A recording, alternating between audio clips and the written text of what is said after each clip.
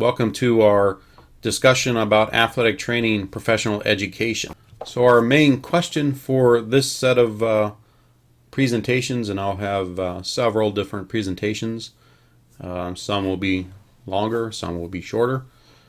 Are what are the structures and or requirements of athletic training professional education programs? So what we want to discover here is what's it take to run a accredited professional education program. It's quite involved. There's quite a bit involved with this.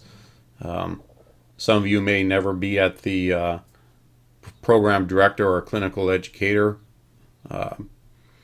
spot for an professional education program, but then again, some of you may. Maybe after taking this class and this graduate program, you say, I'd really like to work in higher education and be more involved in the education of athletic training students. And so this lecture, or these sets of lectures, really talk about the structure. What's it look like if you're at the professor level and doing the administration of an athletic training education program. So the first thing is what are the purposes of professional education? I took this quote from a document that I'll share with you later when we have a discussion about the future of professional education. And what is stated in quote, and what I've quoted here from that particular document, it says, purposes of professional education is concerned with the preparation of the student who is in the process of becoming an athletic trainer and represents the gateway to the profession.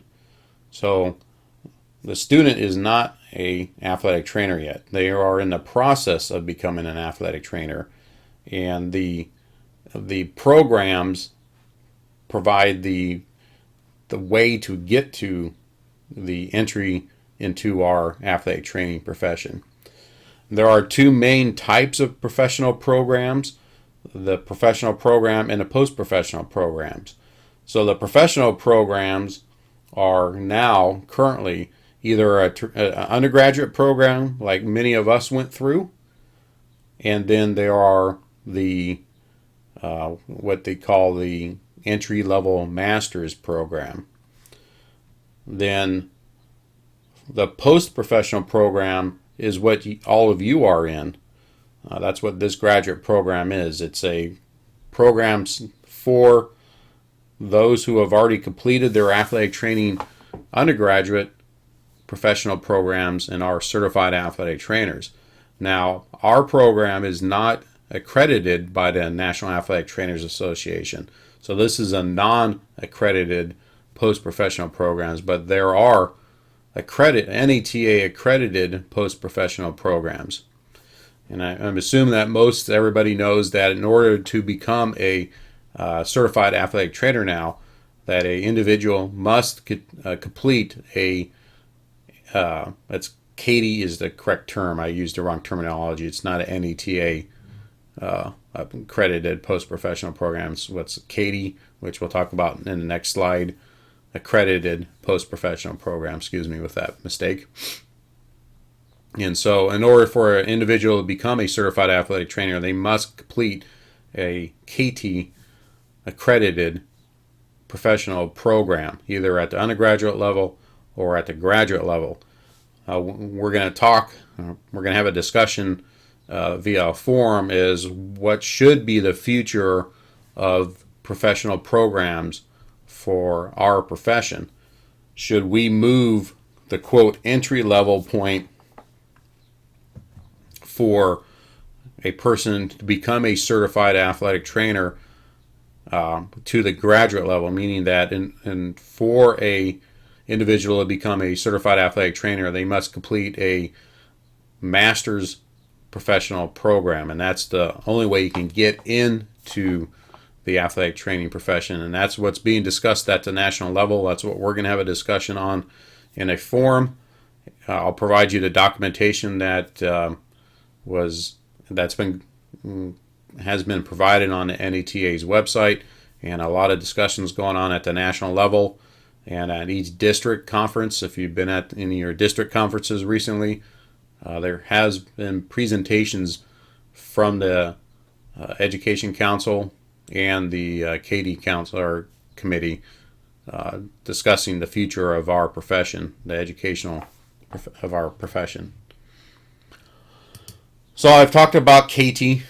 That's the Commission on Accreditation of Athletic Training Education, and here's their website. And what Katie does is I have back here is their purpose is they provide the accreditation for all professional programs, both the quote undergraduate and graduate professional programs, or other way as I had earlier is the professional program, which is the either at the undergraduate, the master's level, or post-professional programs. And again, our program is not accredited through Katie, but it's still a post-professional program. So they provide the accreditation.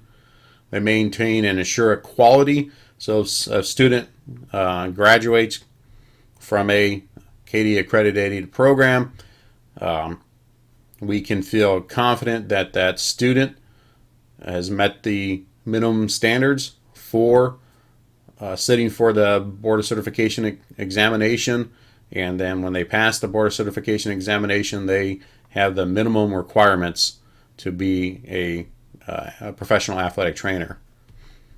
And they also provide the standards for accreditation, and we'll talk about that in just a little bit. There is quite a bit of standards for a professional program to follow, and they're changing quite a bit over every year. They change just a tad. So let me go back to the Katie's website. So I don't know how many of you have been on this website. You can actually search for accredited programs through this web page. It's booting up for me. So we can search by, these are all the different programs. You can narrow it down. You can go by, let's say I want to know how many programs are in Georgia. I want to look for a post-professional program that's accredited by Katie. Anything in Georgia? No, nothing in Georgia. What about in California? Do we have anything in California? Nope. What about a professional program in California, which would be either grad or undergrad? Oh, all sorts of them. So we have those. So that's, I get quite a few emails, calls from individuals who have their bachelor's degree and want to become a certified athletic trainer. Then I have to tell them about, again, the master's level. Like here, Cal Baptist has a master's degree entry level program. That's the only one in California. So let's see how many master's programs.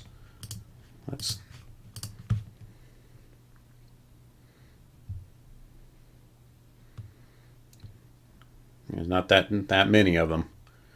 I believe currently, let's see, I think it says it on our website here, how many total programs we have. I probably should have stayed there. Yep, doesn't tell me there. I believe there's 360-ish, the entry level professional programs, and post-professional accredited programs. I believe there's about 17, 18 across the United States. So there's not that many of those particular types of programs. So that's Katie. That's their responsibility, is to oversee all the accreditation of the athletic training professional programs. There's a whole bunch of documents and resources available. Some of these things you're going to be using in the assignments in this class, specifically the athletic training education competencies. I'll have another brief presentation about each one of these resources and documents because they're pretty involved. I have included, linked these documents so you can download each one of these documents and have and to be used for your assignments. And again, I'll talk about each one of these in more detail. Before we move forward, I want to talk about a little bit of terminology. You notice I've been using the term professional education, and I probably even in our syllabus, whatever way you want to say that, I probably put athletic training education program.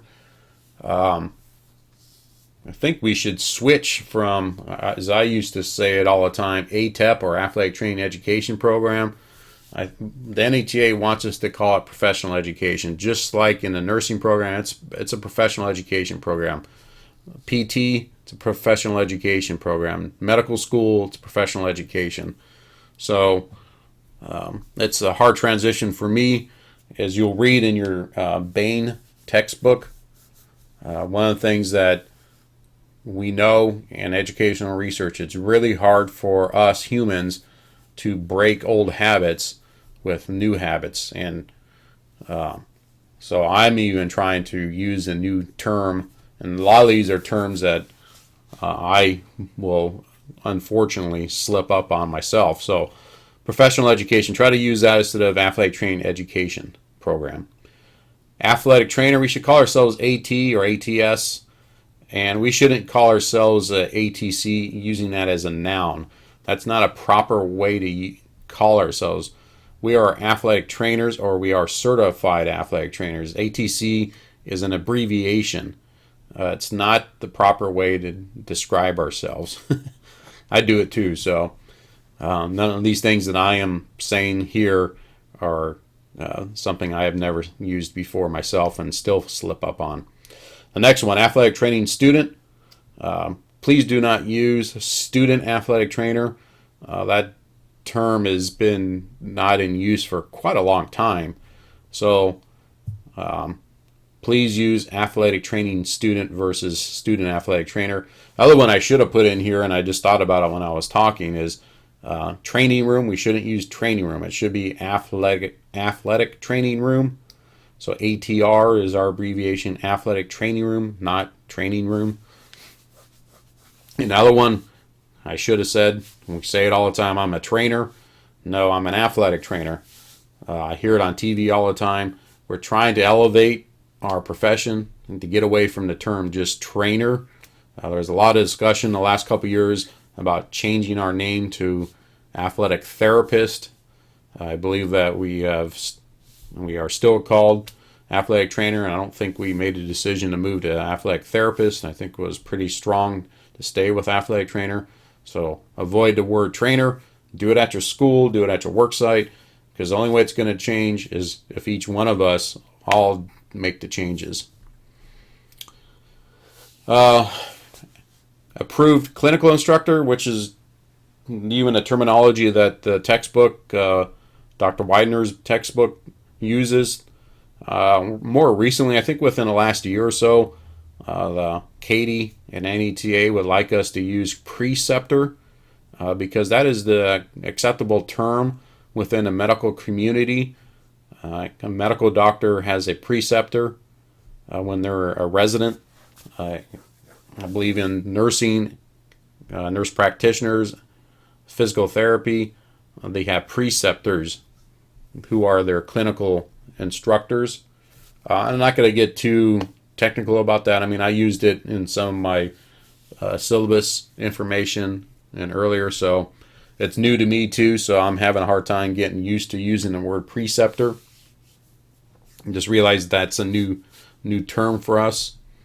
And that's one thing about going to college, going and getting your master's. You want to be updated on the things that are being changed. Another one is our people that we take care of are patients, not athletes, not student athletes. They are patients. That's been a change for quite a while now. So just some terminology that I'd like just to try to make sure that we're using in our low risk assignments, in our formal assignments, that we use proper terminology. There's some really good educator helps. So I'm going to go to the BOC's website. They have the educators link, and they have really good resources here.